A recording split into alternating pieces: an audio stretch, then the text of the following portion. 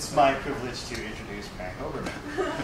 For those of you who don't know, Perry is a research associate professor here in interactive media. We're very lucky to have him as he brings to the table many years of experience as an installation artist, educator, thinker, tinkerer, musician, and theorist. Perry has been exhibiting work around the world for quite some time now, often award-winning work that has taken a variety of forms that in many ways defy categorization, combining a wide range of technologies and displaying a seemingly inexhaustible curiosity regarding the nature of perception and the relationship between system, interface, and audience. Stereoscopy, virtual reality, physical and gestural interfaces, sensor systems, projectors, novel twists on input devices, the vagaries of human emotion, vintage displays, and sundry mechanical gizmos collide in productive and enlightening ways throughout Perry's work.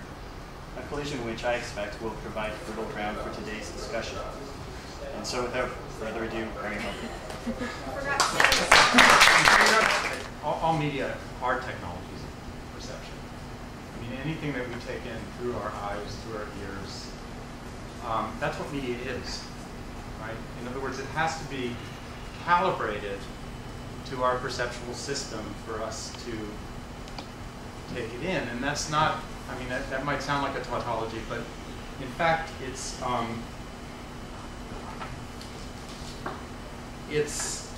kind of crucial to understand that in that,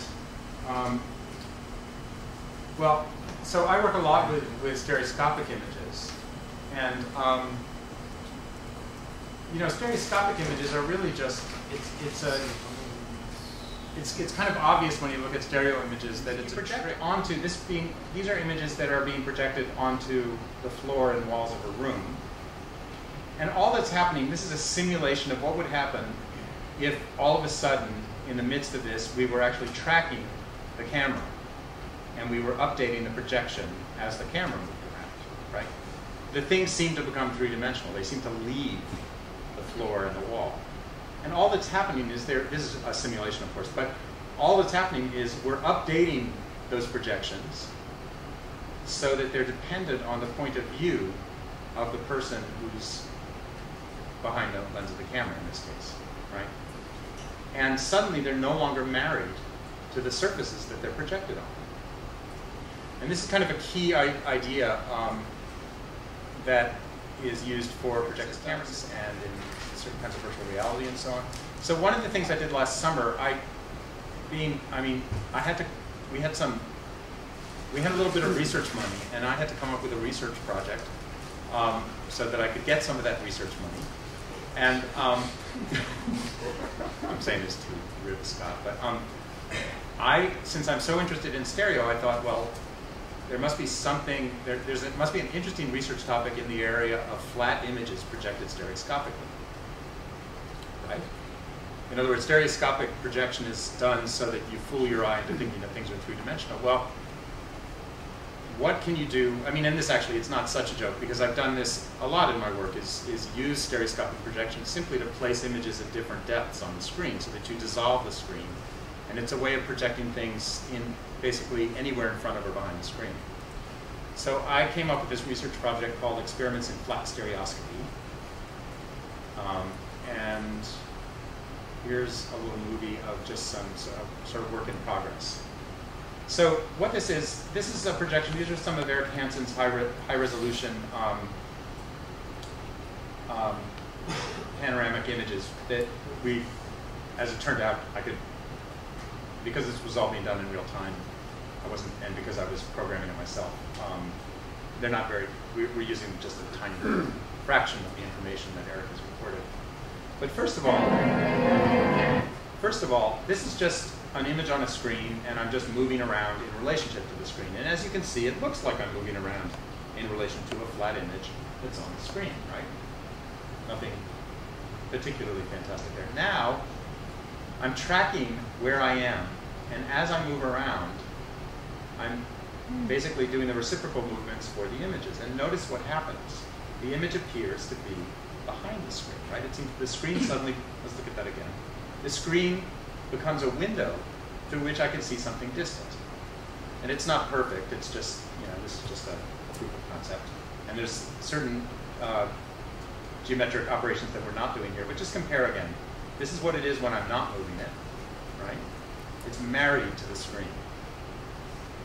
But as soon as I start tracking myself and moving the image the appropriate ways, it's no longer married to the screen. And this is what happens. So now we're kind of a third-person view looking at somebody else moving in relation to the screen. And as you can see, the interesting thing is, if you think about these, first, where we didn't move the image in relation to the screen, second, where we actually moved it in relation to our own point of view, and third, where we're watching somebody who's being tracked. The first one, the image was married to the screen.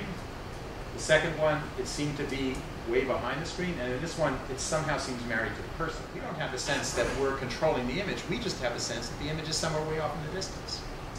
This is anamorphic distortion, right? Do you all know what anamorphic distortion is?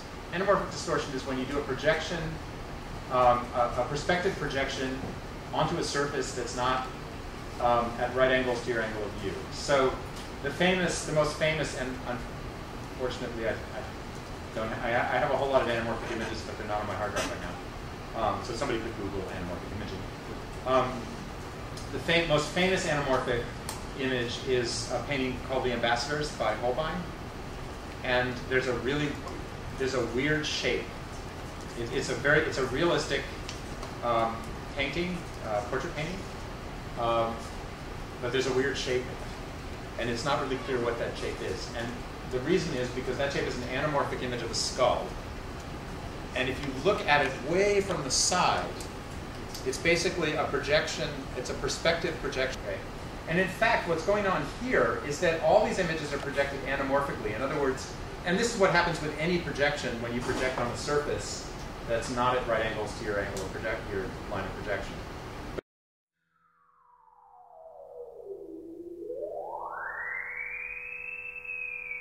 Okay, so let's switch over to the stereo now.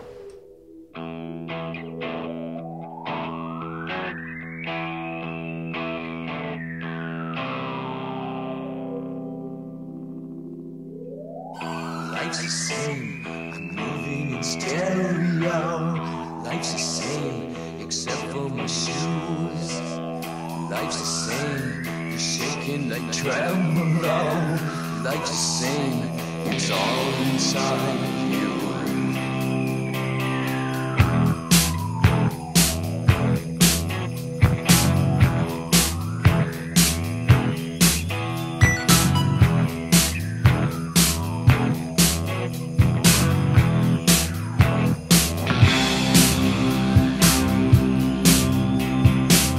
It's so easy to blow up your problems.